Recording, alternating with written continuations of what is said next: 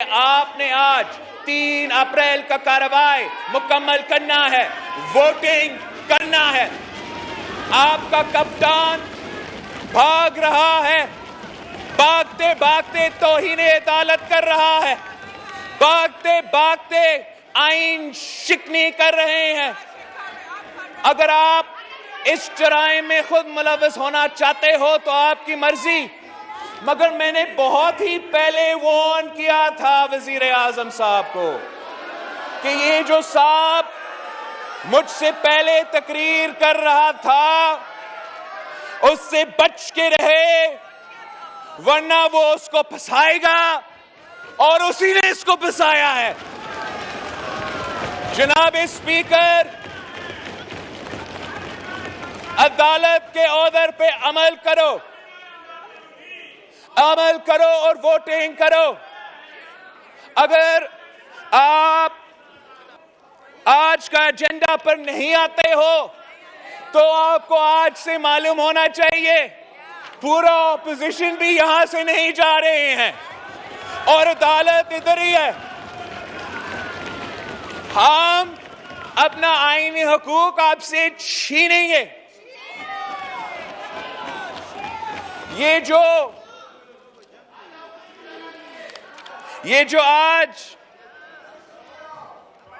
जो आज foreign office को इस्तेमाल करके, ये जाली केबल को इस्तेमाल करके आपको आईन शिकनी और तहीने अदालत पे मजबूर कर रहे हैं, ये एजेंडा का हद के मौक़िफ़ है। इस पे अगर डिबेट करवाना है हम 100 दिन के लिए डिबेट कर सकते हैं, मगर आप वोट करवाएं, अदालत का हुक्म मानो। ये इतने सारे झूठ है, इसकी कहानी में मैं कितना आपके सामने लेकर आए। सबसे पहले झूठ ये है कि 7 मार्च को ये कहानी, ये बात हुआ और 8 मार्च को हमारा अदम एतमाद यहां जमा हुआ। जनाब चेयरमैन, अमेरिका में और पाकिस्तान में टाइम डिफरेंस है। अगर वहां 7 मार्च है तो यहां 8 मार्च है। तो मगर उनके बकौल उसी वक्त जब कॉन्वर्सेशन जारी था उसी वक्त हमने अदम एतमाद पेश किया। जनाब स्पीकर, जो भी इमरान साहब को ये एडवाइस दे रहे हैं, मैं उनको जानता हूं, उनको पहचानता हूं, और ये खान साहब का नहीं, वो अपने लिए सोच रहे हैं और खान साहब को फंसाएंगे। हमारा पहले से इरादा था कि जब इमरान खान वजीर आजम सिलेक्ट नहीं रहता तो हमारा और वजीर आजम इमरान खान के दरमियान कोई एतराजात नहीं होते, मगर जिस बुज़दिलाना तरीके से कप्तान इस मैदान से भागा, आज भी मौजूद नहीं है, आज भी अपना दिफा नहीं कर सकता है, अपना मौकिफ सामने नहीं रख सकते हैं। नेशनल सिक्योरिटी के फोरम जिसका जिक्र हो रहा था, हम पूछते हैं कि वजीर खारजा खुद उस मीटिंग में मौजूद नहीं था, तो क्यों नहीं था? अगर नेशनल सिक्योरिटी कमेटी के मिनट्स निकाले गए तो उसमें अदम एतमाद का जिक्र क्यों नहीं था? उस स्टेटमेंट में ना सिर्फ अदम एतमाद का जिक्र नहीं था, वो एक आम सा फैसला लिया गया कि हमने सिर्फ डिमार्च करना है। जनाब स्पीकर, अगर पाकिस्तान के खिलाफ कोई साजिश 7 मार्च या 7 मार्च से पहले हो रहा था तो उसी वक्त उनका गैरत जागना चाहिए था, उसी वक्त उनका मुहब्बे वतन होने का सबूत सामने आना था, उसी वक्त वो कहते, अपने इत्तेहादियों को कहते कि हमें ना छोड़े, एक साजिश का हिस्सा ना बने। हमें कहते हैं अदम एतमाद नहीं लेकर आए, एक साजिश का हिस्सा ना बने, मगर इनको सिर्फ इस साजिश का ख्याल आया जब वो अपना अक्सरियत खो बैठे थे। 27 मार्च को जब जमहूरी वतन पार्टी का बुख्ती साहब ने अनाउंस किया था तो उनको पता था कि उनका गेम खत्म हो चुका है। अब ये जो लड़ाई है ये पीटीआई और पीपल्स पार्टी का लड़ाई नहीं है, ये पीडीएम और पीटीआई का लड़ाई नहीं है, ये लड़ाई जमहूरियत के चाहने वाले और गैर जमहूरी लोगों के दरमियान है। ये लड़ाई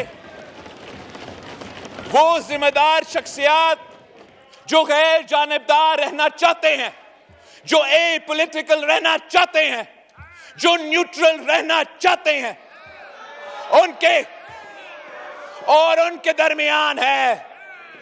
उनके दरमियान है जो जानिबदार रहना चाहते हैं, जो न्यूट्रल नहीं मुदाखलत करना चाहते हैं। असल साजिश ये है कि खान साहब साफ और शफाफ इलेक्शन से डरता है। इमरान को मालूम है कि साफ और शफाफ इलेक्शंस हुए तो जैसे सारे के सारे बाय इलेक्शंस में ये सारे जमातें ने इनको शिकस्त दिलवाया था तो साफ शफाफ इलेक्शंस में भी शिकस्त होगा। उनका ये साजिश है कि हम तो अदम एतमाद को वोट नहीं होने देंगे, स्पीकर को कुर्बानी का बकरा बनाना है तो बनाते हैं, चेयरमैन साहब को कुर्बानी का बकरा बनाना है तो बनाते हैं, मगर एक तो और दिन के लिए हम कुर्सी पे चिपक के बैठते हैं। इनका ये साजिश है कि या सिलेक्शंस का रिपीट हो, इलेक्टोरल रिफॉर्म्स के बगैर इलेक्शंस हो, या हम इतना बहरान पैदा करें, इतना तमाशा पैदा करें और आमरीत सामने आए, मिलिट्री रूल हो, डेमोक्रेसी का खात्मा हो। इसलिए जमहूरियत के मौजूदगी में साफ और शफाफ इलेक्शंस होते हुए इमरान खान का सियासत नहीं बचता। वो 100 कोशिशें करे, ये भुट्टो नहीं बन सकता। 1000 कोशिशें करे, ये सियासी शहीद नहीं बन सकता। ये है हकायक, ये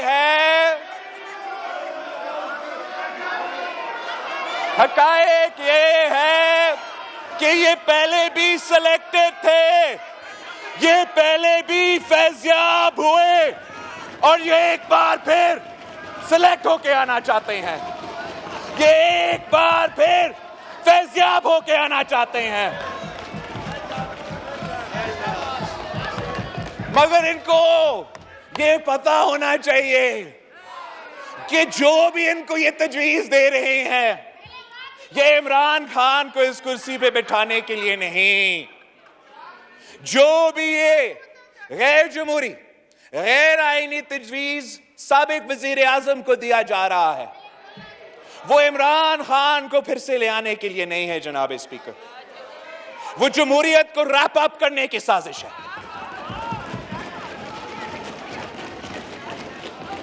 इस इस्लामी वफाकी जमहूरी आइन का खात्मा का साजिश है जनाब स्पीकर।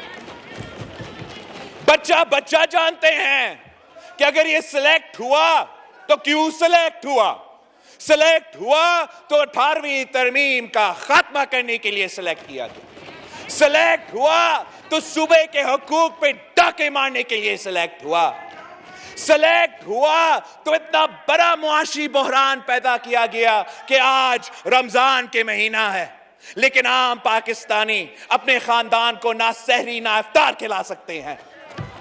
मुआशी बहरान जो पैदा किया गया इतना तारीखी है, कि हर पाकिस्तानी आजाब में है, ना अपना बुजुर्गों का ख्याल रख सकते हैं, ना अपने नौजवानों को स्कूल भेज सकते हैं, ना वो नौजवान अपना तालीम हासिल करके रोजगार ले सकते हैं, ना काश्तकार, ना किसान, ना हारी को अपना फसल की कीमत मिल रहा है, ना मजदूर को, ना मेहनत कश को अपना मेहनत का सिला मिल रहा है।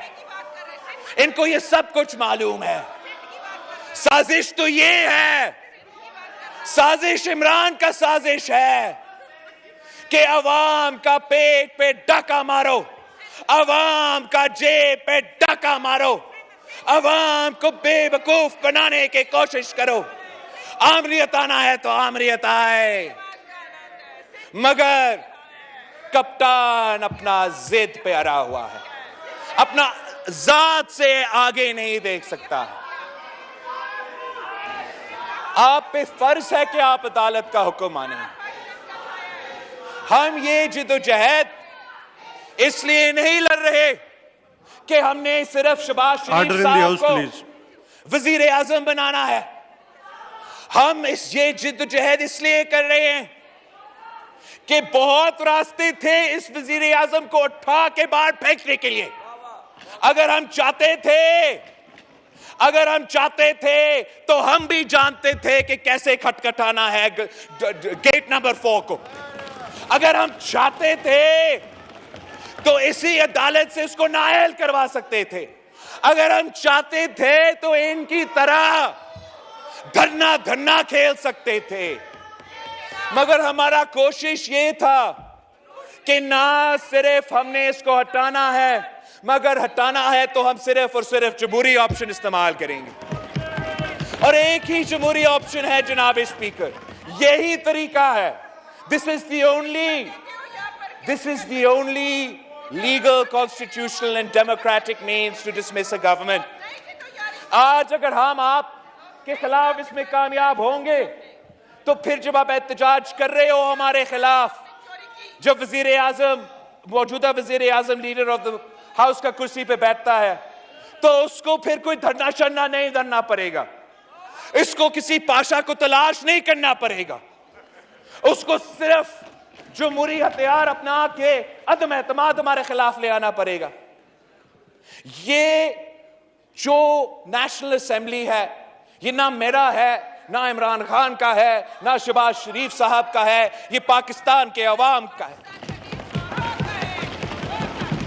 मगर मैं इसलिए इतना पैशनेटली इसका दिफा करते हैं कि मैंने अपना पहला तकरीर में भी कहा था जनाब स्पीकर कि इस बिल्डिंग का संगे बुनियाद शहीद जुल्फिकार अली भुट्टो ने रखा था। इस आईन का बुनियाद शहीद जुल्फिकार अली भुट्टो, यहां बैठने वाले जो मेंबरान हैं उनके बुजुर्गों ने रखा था। इस आईन में हमारा कारकुनों के, हमारा क़ियादत का, पाकिस्तान के शहरियों का खून पसीना है। हम किसी को इस आईन के खिलाफ जो भी साजिशें हो रहे हैं, कोई साजिश कामयाब नहीं होने देंगे। ये ज़मीर फरोशी की बात कर रहे हैं। जनाब स्पीकर, मैं आपको बताता हूं कि ये जो 90% शक्लें हैं साबिक ट्रेजरी बेंचेस पे, ये पूरा जिंदगी लौटे ही रहे हैं। अब वो हमें बताए, जब खारजा फॉरेन मिनिस्टर पहली दफा पार्टी तब्दील कर रहा था तो उसने कितना पैसा लिया पार्टी को तब्दील करने के लिए? दूसरा दफा तब्दील किया तो कितना प्राइस था, उसको जमीन बेचने का कितना कीमत था? और तीसरा दफा, जब तीसरे दफा अपना जमीन बेच रहा था तो कीमत क्या था?